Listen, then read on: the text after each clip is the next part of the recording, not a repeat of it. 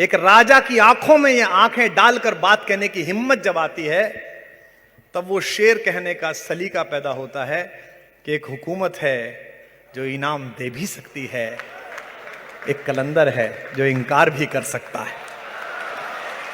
कि किसी के दिल की मायूसी जहां से हो के गुजरी है, हमारी सारी चालाकी वहीं पर खो के गुजरी है। जवान लड़कों, तुम्हारी और मेरी रात में बस फर्क इतना है, तुम्हारी और मेरी रात में बस फर्क इतना है, तुम्हारी सो के गुजरी है हमारी। मीना कुमारी जी का एक संस्मरण पढ़ रहा था मैं। ये कौन बताएगा आपको और हमारे नए दोस्तों को? मीना जी जब शादी के बाद अमरोहा गई कमाल साहब से शादी के बाद, तो उनका एक सौतेला बेटा था छोटा सा। तो मीना जी ने हवेली के लोगों से कहा कि इसको कुरान शरीफ पढ़वानी है तो कोई उस्ताद ढूंढ के लाइए। हवेली के लोग बाहर गए ढूंढने के लिए, कुछ लोगों ने किस्सा सुना है, तो आके उन्होंने कहा कि साहब पूरे अमरोहे में कुरान शरीफ सबसे अच्छी पढ़ाने वाले और सबसे अच्छा उसका अर्थ बताने वाले पंडित हरिनारायण शास्त्री जी हैं, जो स्कूल में पढ़ाते हैं। जावेद साहब उर्दू के टीचर थे, वहां अहाते के बाहर जो सरकारी स्कूल था उसमें उर्दू के टीचर थे हरिनारायण शास्त्री, कुरान के विद्वान। अब जो अगली बात है, आपकी आंखें भीग जाएंगी कि हम कहां पैदा हुए और हम किस जहालत में डूबे हुए हैं। जब मीना कुमारी ने उन्हें बुलाया, कहा पंडित जी हमारा बच्चा है, कमाल साहब तो बंबई रहते हैं और ये दीन की तरफ भी नहीं जा रहा है, इसे कुछ आ नहीं रहा है, तो उर्दू भी पढ़ानी है और इसको कुरान शरीफ भी पढ़ानी है। तो उन्होंने कहा कि बहुरानी पढ़ा देंगे, हम आ जाया करेंगे। तो किस तारीख को? बोले कल से आ जाएंगे। तो बड़े डरते डरते मीना जी ने पूछा कि इसका वजीफा कितना रहेगा, इसके ट्यूशन की फीस कितने लेंगे? पंडित हरिनारायण शास्त्री ने जवाब दिया, वो हिंदुस्तान का भरत वाक्य है। पंडित जी ने कहा कि ईश्वर का पैगाम पढ़ाने के क्या पैसे, उर्दू पढ़ाएंगे तब ले लेंगे पैसे, इसके क्या पैसे? उर्दू बज़्म है और मैं तो हिंदी मां का जाया हूं, ज़बाने मुल्क की बहनें हैं ये पैगाम लाया हूं। मुझे दुगनी मोहब्बत से सुनो उर्दू ज़बान वालों, मुझे दुगनी मोहब्बत से सुनो उर्दू ज़बान वालों। मैं अपनी माँ का बेटा हूँ, मैं घर मौसी के आया हूँ, मैं अपनी माँ का बेटा हूँ, मैं घर मौसी के आया हूँ। जो लड़के यहाँ आए हैं सुनने के लिए और जिनको सुबह ही सुबह व्हाट्सएप विश्वविद्यालय का सिलेबस मिलता है, उनसे एक बात कहूं, मैं पिछले 10-12 दिन से इस बात से दुखी भी था। बोलता हूं तो फिर लोग नाराज भी हो जाते हैं, गालियां भी खाता हूं, तालियां भी सुनता हूं। जब बाहर जाओ इंदौर के किसी रास्ते पर, तो जब किसी दिन किसी दरोगा की आंख में आंख मिलाकर किसी अत्याचार पर उसके खिलाफ बोलने की ताकत और हिम्मत पालो, उस दिन गांधी के बारे में तबसरा करने के बारे में सोचना। –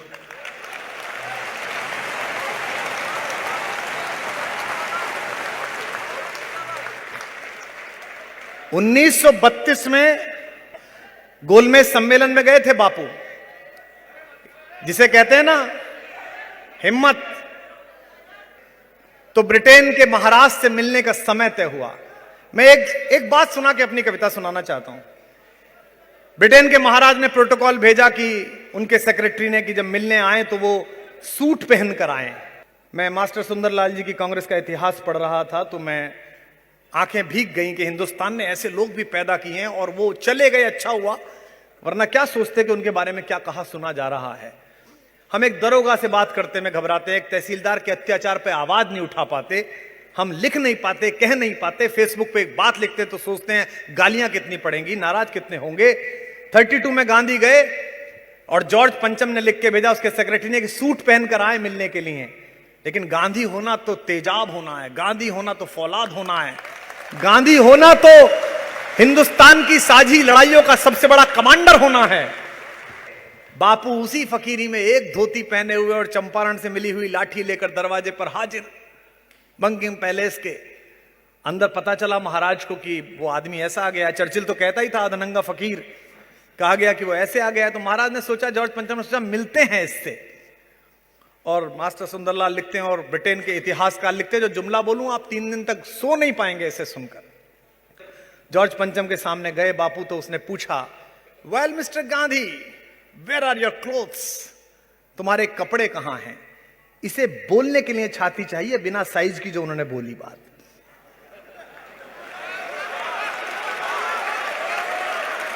कहा कि well mister Gandhi, where are your clothes.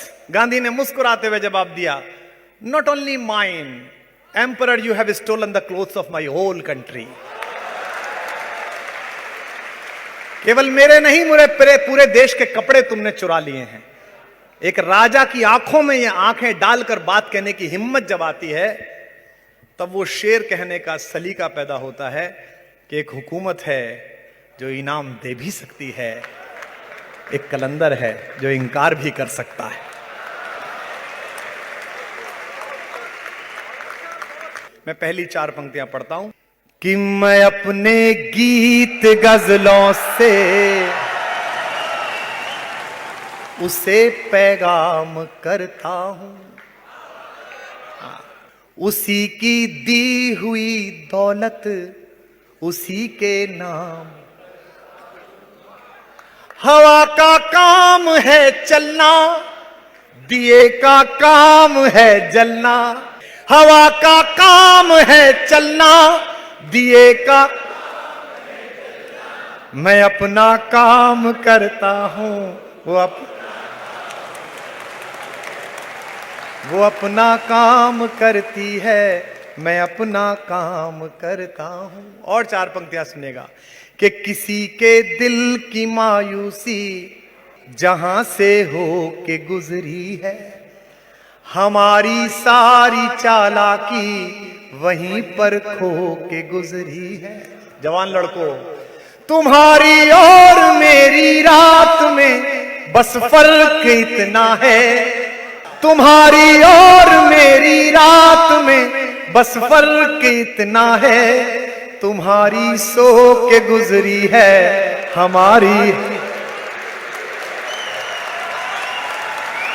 तुम्हारी सो के गुजरी है हमारी रो के गुजरी। कि कोई दीवाना कहता है। राहत साहब को मैं क्या उपहार दे सकता हूं, मेरी क्या औकात कि मैं एक शेर भी दे पाऊं। लोगों ने उन्हें शेर समर्पित किए। मैं इस मुक्तक को एक अलग माहौल में समर्पित करना चाहता हूं। या तो सब गाएं या सब चुप हो जाएं, पूरा माहौल। कि कोई दीवाना, कोई मगर धरती,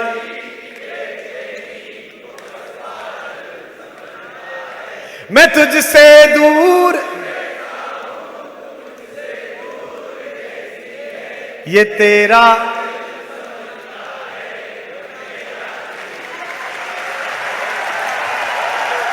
बहुत शुक्रिया। ये उर्दू बज़्म है और मैं तो हिंदी मां का जाया हूं। ज़बाने मुल्क की बहनें हैं, ये पैगाम लाया हूं। मुझे दुगनी मोहब्बत से सुनो उर्दू ज़बां वालों, मुझे दुगनी मोहब्बत से सुनो उर्दू ज़बां वालों।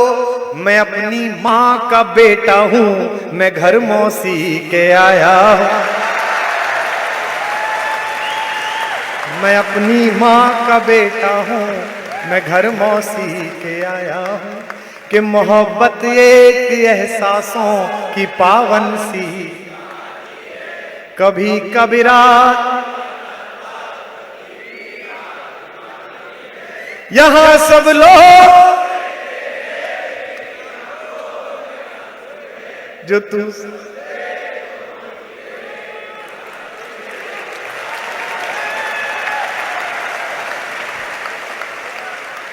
कि नजर अक्सर शिकायत आज कल करती है दर्पण से। अब गाओ।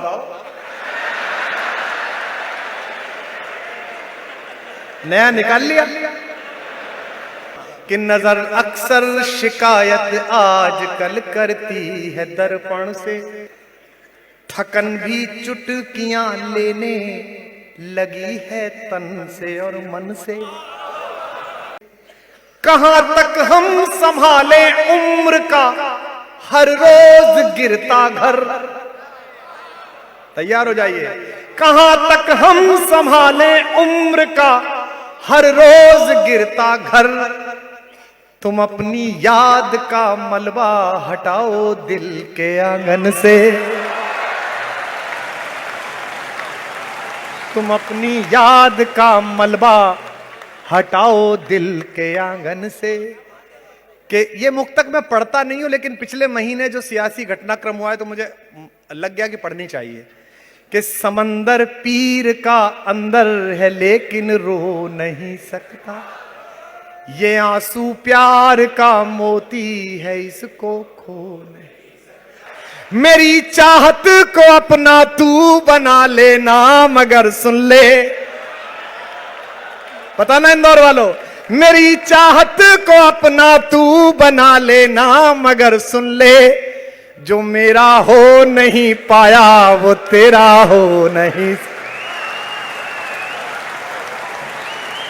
जो मेरा हो नहीं पाया। अच्छा, 4 पंक्तियां और सुनिए। किसी का नाम नहीं लूंगा इसमें, लेकिन पहली पंक्ति पे आप समझ जाओगे कि मैं क्या बोल रहा हूं। ये तो इंदौर है, इससे ज्यादा राजनीतिक समझ कम शहरों की है। जावेद साहब, इतना खूबसूरत शहर है, ये बंबई क्यों नहीं बना? क्योंकि महत्वाकांक्षा तो है, लालच नहीं है।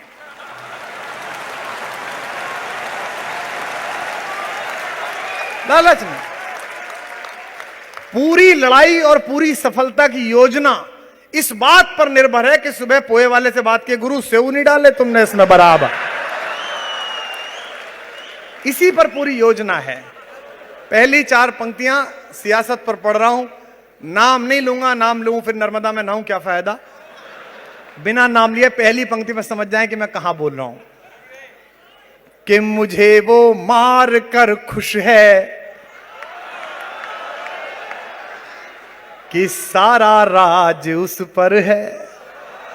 कोई मायूसी की आवश्यकता नहीं है। 5 साल 10 साल किसी की सरकार आए जाए कोई फर्क नहीं पड़ता है। जब हम तारीख की क्लास में गए थे, हिस्ट्री की, इतिहास की क्लास में, तो हमको समझाया टीचर ने कि बाबर कहता था, अकबर कहता था, सिकंदर कहता था। लेकिन जब हम साहित्य की क्लास में गए तो गुरुजी ने हमें समझाया, इस पद में, इस पंक्ति में कबीर कहते हैं, सूर कहते हैं, गालिब कहते हैं। तभी यह शेर पढ़ रहा हूं कि मुझे वो और मैं फिर बार बार इस बात को दोहराता हूं, इसमें अहंकार नहीं कि मैं सनातनी हूं। यह मीना कुमारी जी का एक संस्मरण पढ़ रहा था मैं। ये कौन बताएगा आपको और हमारे नए दोस्तों को। मीना जी जब शादी के बाद अमरोहा गई, कमाल साहब से शादी के बाद, तो उनका एक सौतेला बेटा था, छोटा सा। तो मीना जी ने हवेली के लोगों से कहा कि इसको कुरान शरीफ पढ़वानी है तो कोई उस्ताद ढूंढ के लाइए। हवेली के लोग बाहर गए ढूंढने के लिए। कुछ लोगों ने किस्सा सुना है, तो आके उन्होंने कहा कि साहब, पूरे अमरोहे में कुरान शरीफ सबसे अच्छी पढ़ाने वाले और सबसे अच्छा उसका अर्थ बताने वाले पंडित हरिनारायण शास्त्री जी हैं, जो स्कूल में पढ़ाते हैं। जावेद साहब उर्दू के टीचर थे। वहां अहाते के बाहर जो सरकारी स्कूल था उसमें उर्दू के टीचर थे हरिनारायण शास्त्री, कुरान के विद्वान। अब जो अगली बात है, आपकी आंखें भीग जाएंगी कि हम कहां पैदा हुए और हम किस जहालत में डूबे हुए हैं। जब मीना कुमारी ने उन्हें बुलाया, कहा, पंडित जी हमारा बच्चा है, कमाल साहब तो बंबई रहते हैं और ये दीन की तरफ भी नहीं जा रहा है, इसे कुछ आ नहीं रहा है, तो उर्दू भी पढ़ानी है और इसको कुरान शरीफ भी पढ़ानी है। तो उन्होंने कहा कि बहुरानी पढ़ा देंगे, हम आ जाया करेंगे। तो किस तारीख को? बोले कल से आ जाएंगे। तो बड़े डरते डरते मीना जी ने पूछा कि इसका वजीफा कितना रहेगा, इसके ट्यूशन की फीस कितने लेंगे। पंडित हरिनारायण शास्त्री ने जवाब दिया, वो हिंदुस्तान का भरत वाक्य है। पंडित जी ने कहा कि ईश्वर का पैगाम पढ़ाने के क्या पैसे, उर्दू पढ़ाएंगे तब ले लेंगे पैसे, इसके क्या पैसे। हम यहां पैदा हुए, हम यहां पैदा हुए। मैं राम के खानदान से आया हूं, उत्तर प्रदेश से आया हूं। जिस राम को माता सीता का पता एक दलित महिला शबरी ने बताया बेर खिला के। उसके वंशज सावन के महीने में जोमेटो से खाना आ गया तो खा नहीं रहे कि इसे मुसलमान ले आया।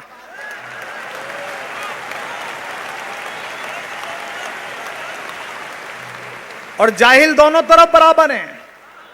ध्यान रखना, तुम अपने वालों पे नजर रखना, मैं अपने वालों पे नजर रखे हुआ हूं।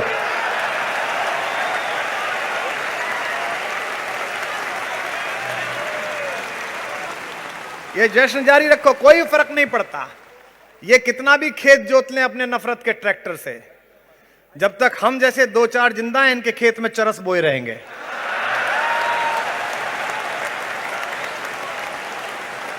कि मुझे वो मार कर खुश है कि सारा राज उस पर है, कि मुझे वो मार कर खुश है। पिछले दिनों देश में असहिष्णुता फैली, हम पे तो बोली नहीं गई, लोगों में फैली, तो कुछ लोगों ने अपने पुरस्कार वापस करे। तो हमारे पास भी चैनल वाले आए, बोले जी आप भी लौटाओगे। मैंने कहा क्या? बोले सरकारी पुरस्कार। मैंने कहा हमको नगर पालिका का नहीं मिला। और जैसी हरकतें हैं मिलना भी नहीं है। लेकिन मेरे घर के दो बड़े बैठे हैं, हमें यह पुरस्कार जरूर मिला है कि एक लाइन गाएं तो 1,00,000 आवाजें एक साथ गाती हैं। ये सारे सम्मानों से ऊपर। आखिरी दो मुक्तक सुन लीजिए। कि मुझे वो मार कर खुश है कि सारा राज उस पर है, यकीनन कल है मेरा आज बेशक आज उस पर है, यकीनन कल है मेरा आज बेशक आज उस पर है। हमारा झगड़ा क्या था सियासत में, दो पंक्ति में बता रहा हूं। उसे जिद थी झुकाओ सर तभी दस्तार बख्शूंगा, उसे जिद थी झुकाओ सर तभी दस्तार बख्शूंगा। मैं अपना सर बचा लाया महल और ताज उस पर है।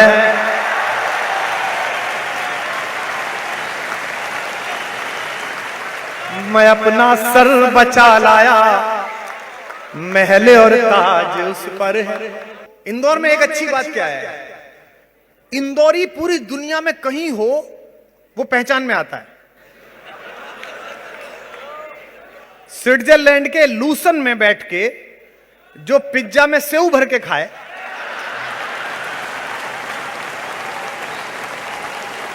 समझ जाओ ये इंदौरी। इंदौरी आत्महत्या करता है तो जहर भी सेव के साथ खाता है। अब सुनिएगा मैं जो सुना रहा हूं कि पुरानी दो, मेरे बहुत दोस्त हैं इंदौर के, राहत भाई के और हमारे कॉमन मित्र हैं हरीश मिश्रा साहब दुबई में। हाँ बिल्कुल, सबके दोस्त हैं।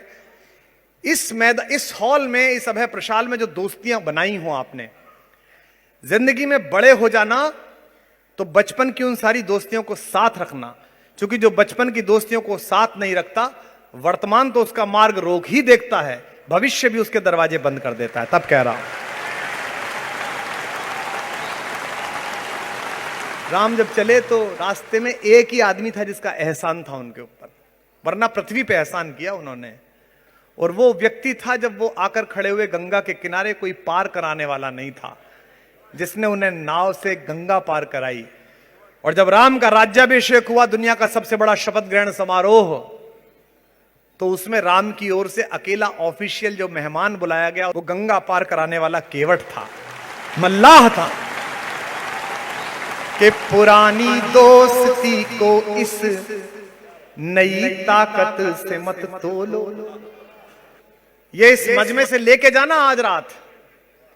मंदिर आंदोलन की पहली झलक मुझे तब याद है जब मेरे शहर में तनाव बढ़ा, तो मेरे साथ जो लड़का पढ़ता था, अब भी मेरा दोस्त है, अब्दुल रऊफ सैफी, लोहारों का लड़का।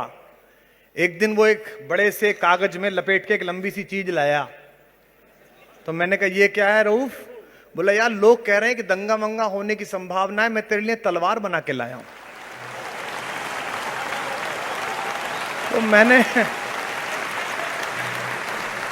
तो मैंने उससे कहा कि तलवार लाने की जरूरत ही नहीं है।